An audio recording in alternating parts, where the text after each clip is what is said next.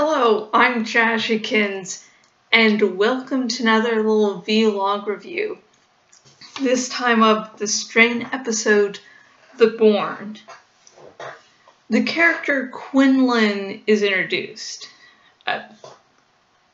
Technically, he was shown an episode or two ago, but you didn't really know who the hell he was. You're like, that vampire is fucking walking in daylight. What the hell is going on? Where's this logic?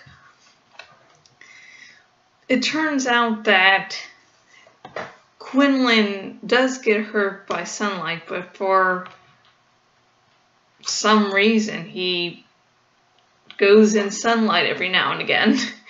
I guess he doesn't really mind the pain. Also, he's half vampire, half human, so a little hybrid. So maybe that sort of helps him survive sunlight. And he is just fucking awesome. I think this is the character in the books that people were getting super excited about him being in the TV show. And if that's the case, I can see why, because awesome. Especially the opening scene of this episode showing him in a little coliseum and, Gladiator. And just, he looks down at the person he's about to kill, and as they're doing as he's looking up to see if he's allowed to kill him or if he's not allowed to kill him, they're all cheering and basically giving him the go-ahead. So he looks down and says, basically, hey, listen, it's not personal, and besides, your own kind is sentencing you to death. Fucking, it was much more badass in the show, trust me on that. And then afterwards he talks to, I guess, one of the Roman guys, and then he's like, yeah, you were captured, and he basically corrects him, saying, no, I allowed myself to be captured. So yeah, it was a great way to really introduce the audience, like me, to the character, because it's like, this guy can kick ass, take names, and if he just feels like randomly one day, okay, I'm going to be captured, that's the only way he'll be captured. So I was actually sort of afraid of the promos for this episode that he was going to get killed off, and once I actually saw him and got invested in his character, I was like, oh fuck, better not kill him off. And the upside, he wasn't killed off. Abraham and Quinn both seem to have the same objective of killing the master, of having a will and need and drive to kill the master. And Abraham, as you know from previous episodes, is using some of the vampire virus to make himself live longer, just so he can kill the master. So Abraham is really fucking dedicated. And so Quinn, asks Abraham, how long have you been trying to kill the master? And Abraham just goes, most of my life. And Quinlan goes, I've been trying to hunt the master all of my life. And so in this episode, you really get to see Abraham looking at a version of himself, seeing that same need, same drive. And I don't know if it's going to be easy for Quinn to work alongside Abraham, because once Quinn's like, oh, you're not going to be of any use to me, he seems to abandon Abraham, or it might just be that 1 minute thing. So yeah, Abraham's obsession of trying to kill the master is an obsession. It's obsessive. He needs to. it doesn't make him the most stable of people. Yes, it does provide our heroes with, you know, the information needed to continue on the fight, but it's just someone sort of needs to pull in the reins because, you know, as we saw in this episode with Quinn, he just needs to, he abandons all reason, which Abraham has done in past episodes too, when the question of finally being able to kill the Master, you know, that ability is suddenly taken away for some reason.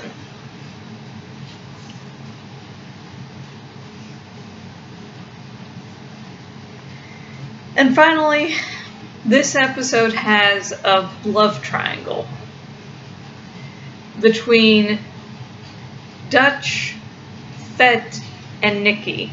Nikki is the girl from the convenience store that ran, and that Dutch was, you know, dating.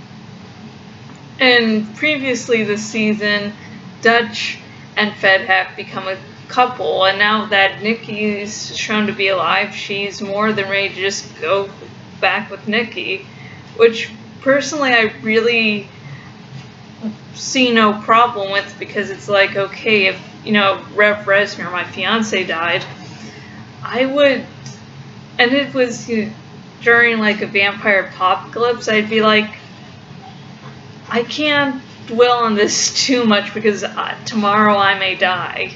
So, you know, that whole thing.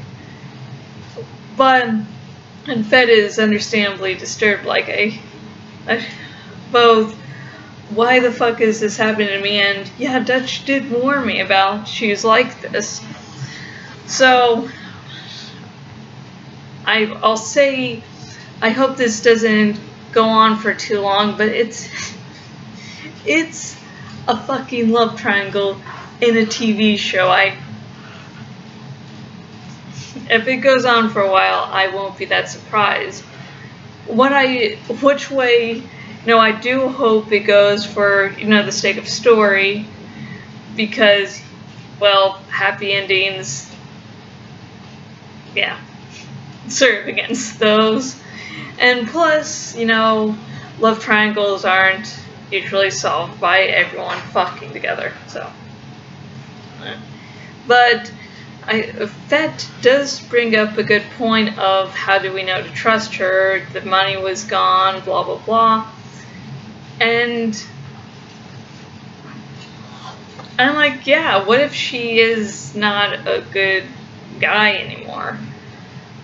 What if, you know, she is some sort of inside job? Inside job, I think that's the wrong fucking term, but, you know, just, I'm going to be here to, you know, give information to the bad guys. I mean, on one hand, I want that to happen because that would be an excellent payoff, but on the other hand, I guess happiness needs to happen every now and again.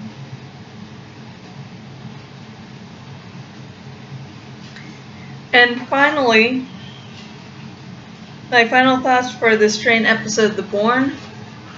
This was good. I do have has a reason to now be back in New York.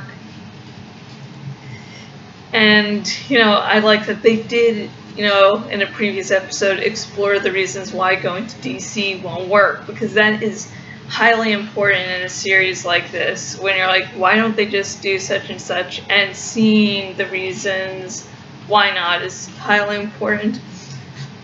One of the things I sort of creeped out about a little is Eldritch and his young assistant. I mean, I do write age differences in my own fan fiction, but again, that is fan fiction.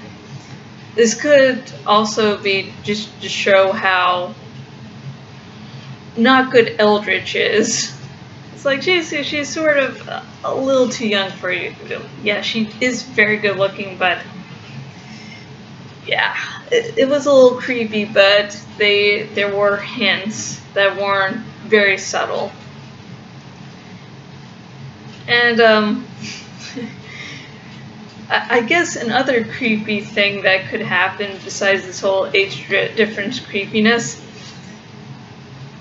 his dick's going to fall off once the vampire disease gets to a certain point. He's going to be Mr. Dickless. Like, I mean, just me, because I can't, once I hear a gross idea, I'm sometimes gross or unclean idea, and like, you gotta write this, of what if they're like in the middle of having intimate relations and his cock falls off?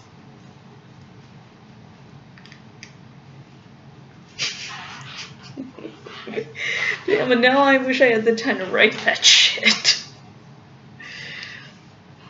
And yeah, I mean, the age is sort of freaky a little bit, but you know, yeah, I think, I know, I write, people that read my smut are like, wait, you're weirded out by that, and it's like, yeah, sometimes I do show odd glimpses of sanity in these situations. But anyways, I would like to know your opinion on this episode of The Strain the Born. So if you have any comments or questions, do so below so we can start a nice conversation. And I have been Jashikins, owner at jashikins.blogspot.com. If you go to my blog, you can see wonderful vlogs like these. And I have finally got the next part of my Animorphs reread out on my blog, so see, it can happen. And if you go to my blog on the sidebar thingy, or where else I am on the web, and if you click on there, you can stop by somewhere and say hi. Also, the dragon is yet to be named on the sidebar, so if you want to suggest a name, you can see the rules and benefits of doing so, and yay. And also, if you are a fan of my blog, if you know you have watched me, have read what I've done, and you're like, I want to support you, Jashikins, you know, there's just some reason you're just so lovable. And I don't know why the fuck that's amusing me tonight. But there are some ways you can donate. I do writing commissions on Fiverr. And, you know, if you have, like, you want to have that dick scene I was talking about like a minute or two ago, and you would like that fanfic written, I'm here for you. I'm here. And I also have a Patreon. And so if you want to, you know, help support the entire blog, you know, donate there. There are 2 rewards so far. You can, there's the, you know, getting the behind the scenes info and just info ahead of time about any ebooks I'll be releasing, you know.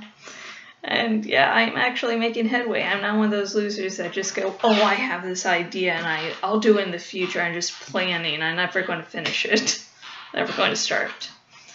And an exclusive 3-minute vlog on updates on my blog, plus, you know, whatever has interested me this month. And if you want to look for those links, if you're watching this on YouTube, the links are in the description. If you're on my blog on the sidebar thingy, there's a link to Fiverr under Writing Shop. If you click on Writing Shop, you get to my Fiverr, and Patreon is just Patreon. And until next video, goodbye.